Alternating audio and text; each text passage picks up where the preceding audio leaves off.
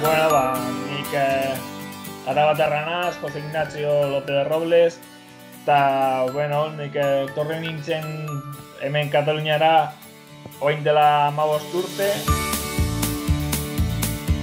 eta iazan euskara oso gutxi praktikatzeko oso gutxi euskaldun berria naiz, eta euskara oso gutxi hitz egiten dut hemen, oso gutxitan.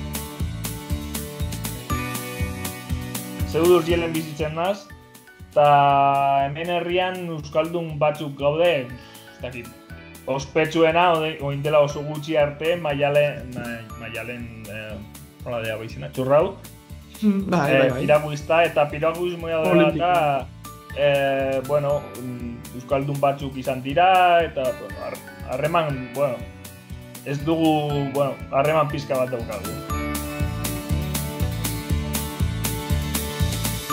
Gauzataz ezagutu nuen tipo bat Bergan, euskara ikasten ari zala eta eskatu zidan, hori berak ja mintzalagun praktikan zegoen, programan, eta eskatu zidan, bueno, bere mintzalaguna utzi zuen, gaixotasun bat dela eta eskatu zidan bere mintzalaguna izatea. Horregatik hortan ezagutu nuen programa eta horregatik hasi nintzen.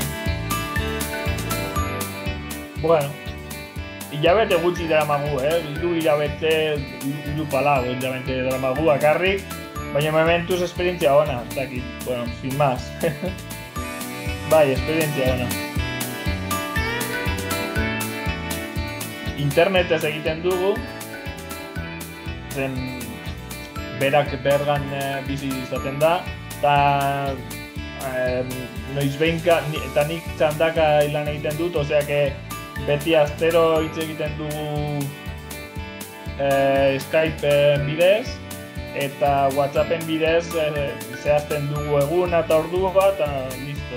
Eta gero hitz egiten dugu bizitzaz, eta gure interesaz, eta